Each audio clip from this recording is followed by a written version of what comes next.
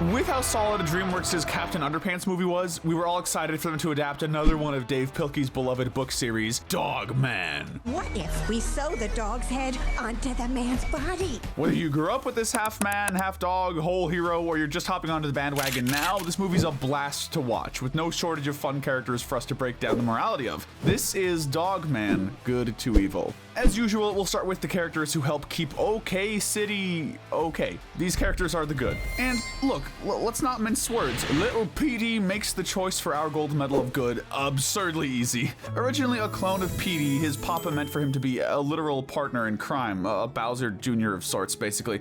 Unfortunately for the ferocious feline, Little Petey wasn't a clone of Petey's bitter, grown-up self. He was a clone of Petey's innocent inner child who was still healing from all the trauma he'd been through. Little Petey is really just that, an innocent, optimistic child who sees the good in everything and everyone around him. After being abandoned and abducted by his own father, Little Petey didn't waste any time not only forgiving his old man, but trying to reconcile with his own deadbeat dad. He even pulls a classic shonen anime move in the end by taking down Flippy with the power of friendship. It's hard to imagine a more pure creature than a kitten whose friendship is strong enough to stop would-be mass murderers, so there's no doubt this little artiste has earned our top spot. But let's not sleep on the main man / main dog himself, Dogman. Separately, both Officer Knight and his pet dog, Greg, are good-natured but flawed. Officer Knight is strong and uses his fighting skills to protect the innocent, but his lack of intellect leads to a lot of trouble. I mean, just look at his reckless driving at the start of the movie. Seriously, the Darwin Center Medal has to go to one of the few animated drivers who makes even SpongeBob look like a NASCAR racer in comparison. As for Greg, while he's smart, he's, a dog. But thanks to two of the most brilliant and mentally unstable surgeons I've ever seen, they become the titular Dogman. And needless to say, Dogman is a pretty great guy. Quite literally, the worst thing you could say about him is that he's too affectionate, often jumping on and licking the people he cares about as soon as he sees them. But, his worst characteristic is literally that he cares too much. Dogman is constantly helping the people around him, from saving little Petey's life from getting hit by a truck, to arresting Petey Sr. multiple times, down to sacrificing his tennis ball, his most prized possession, to save Petey's life despite all the crimes he'd committed over the years. Dogman is man's best friend in its purest form, earning him a pretty dang high spot in Dreamworks' heroic roster. A similar spot is reserved for our bronze medalist of good, Chief. I'm choosing to believe that his full name is Yuda Boss, rather than just being an inspirational note on his desk, but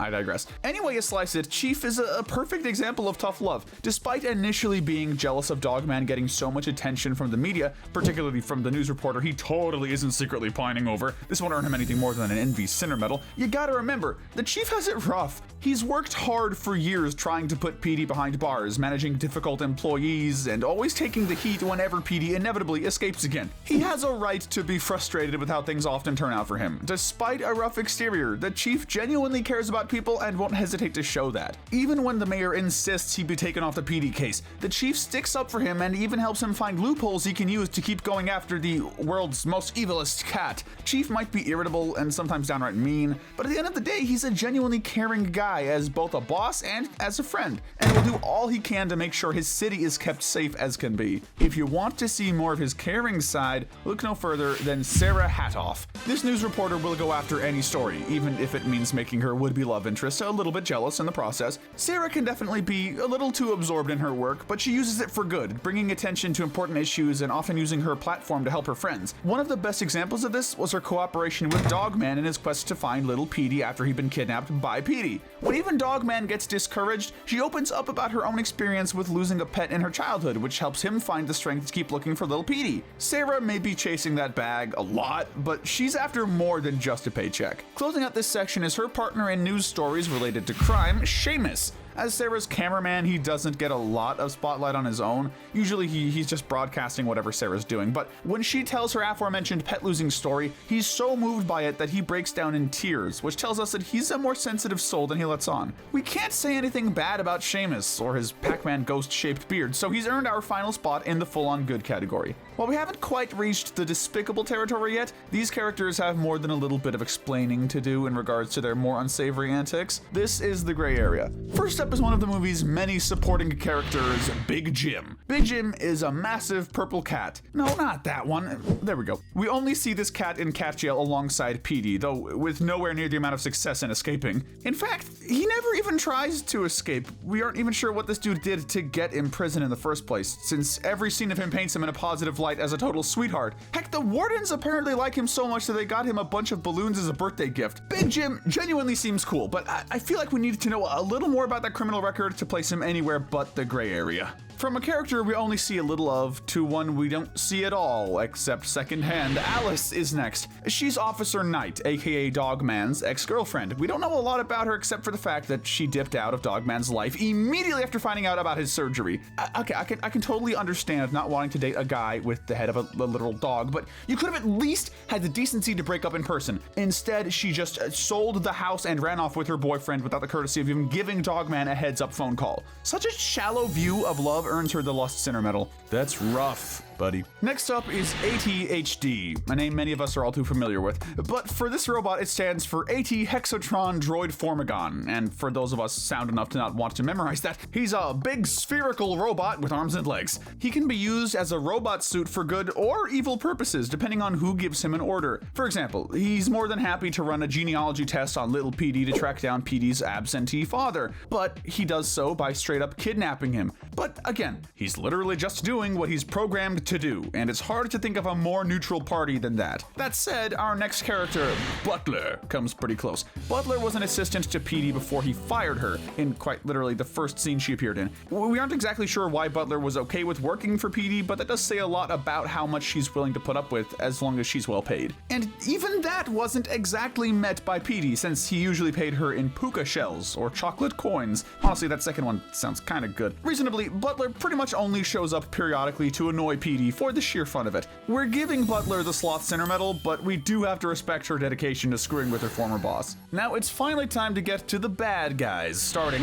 with Petey. As the so-called world's most evilest cat, Petey has no shortage of crimes under his belt. He's bad to the bone, sorta. Petey takes a lot of pride in his work, constantly cooking up new schemes to wreak as much havoc as possible just for the fun of it. He was fully ready to kill Dogman on multiple occasions and would have probably succeeded with his flying squirrel launcher if it weren't for Sarah pushing Dogman out of the way in time. Petey has done a lot of bad, and he's certainly responsible for all of it, but that doesn't mean he's some pure evil psychopath. Petey was robbed and abandoned by his own father as a kid, which warped his view of the world, and thusly turned him into the bitter, smile-free feline he is today. Despite all of this, he also has done his share of good deeds. He teams up with Dogman in the final battle, saving his rival's life for the sake of ultimately rescuing Little Petey from Flippy. After almost sacrificing his own life to make sure Little Petey could escape, he ultimately came to accept Little Petey as his son by the end of the movie, genuinely caring about him and even helping him keep his optimistic worldview, going as far as to tell him that the world isn't a terrible place simply because Little Petey is in it. It's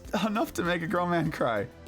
And we're sure it'd make Flippy the fish tear up to find out how low he landed on our list. Guys, I'll be honest, I barely registered the absolutely wild origin story Chief dropped on this dude. All we could really recall was that Flippy is a dead fish supervillain who was brought back to the realm of the living by accident in the living spray factory. Thanks to the tinkering Petey did with him, his new goal is to destroy all do-gooders. We can't exactly blame him for literally having his brain chemistry altered against his will, but he admittedly takes a bit too much pleasure in plotting to kill Petey and Lil Petey, one of whom is a child, mind you. Speaking of which, when Lil Petey confronts Flippy in the final act, Flippy opens up about his motivation being anger, Wrath Sinner medal anyone, because people don't like him. That tells us that while Flippy is a more broken character than a full-on evil one, he still knew what he was doing on some level. Regardless, he was willing to relent in the end and face the music for his crimes, so we hope he can find a better path in the future. Even supervillains deserve a second chance. But sometimes the real villains are in more normal attire. These are the bad to evil. This might be a shock, especially given the straight-up terrorism the previous two committed, but the silver medal of evil goes to the mayor. But first, this video is brought to you by Wicked Binge channel memberships. You can gain access to our videos early before anyone else, plus gain access to members-only emojis and loyalty badges by supporting the channel through a membership. We were this close to placing her in the gray area because, by all accounts, she really does seem like a neutral party, but hot take incoming, people like the mayor are the exact reason villains like Petey and Flippy are enabled. Like a lot of politicians, both real and fictional, the mayor cares more about her own public image than anything else, earning her the Pride Sinner medal. She blames Dogman for Petey constantly escaping from cat jail despite her brother being the one who poorly manages the prison. Rather than accepting any responsibility on her family's part, being the mayor and all, she instead pushes all that blame onto Dogman. The one hero who's been able to consistently arrest Petey despite his constant escapes. Her pride is endangering countless lives, all because she can't give her brother advice on how to better manage his prison. But there's still just enough wiggle room to doubt if she's truly evil. Like, she did acknowledge Petey's willingness to sacrifice himself to stop Flippy, pardoning him for his crimes as a result. Even if she did it for the publicity, it's at least technically a good deed, right? Look, even that just barely positive characteristic is more than we can say for our gold medalist of evil, Grandpa. Honestly, it wasn't even close. Petey and Flippy may have longer lists of crimes under their belts, and the mayor may straight up be useless, but Petey's father is something else. Grandpa here abandoned his wife and child when Petey was extremely young, taking all their belongings with him on top of that, so that's already a pretty pure evil deed to commit. The only thing worse than that would be doing it twice. But surely even he wouldn't sink quite so low, right? No, yeah, he would. But surely he wouldn't be heartless enough to specifically leave his grandson's hand-drawn comic books behind, despite stealing literally everything else. Do I need to say it? Petey's dad is pure evil. He's a self-centered leech with no sense of compassion, and I think even cat jail is way too nice of a place for this sleazebag. Side note, the fact that he's voiced by the same guy as Buck Strickland from King of the Hill makes so much sense. This guy is at the old top of our evil list for sure.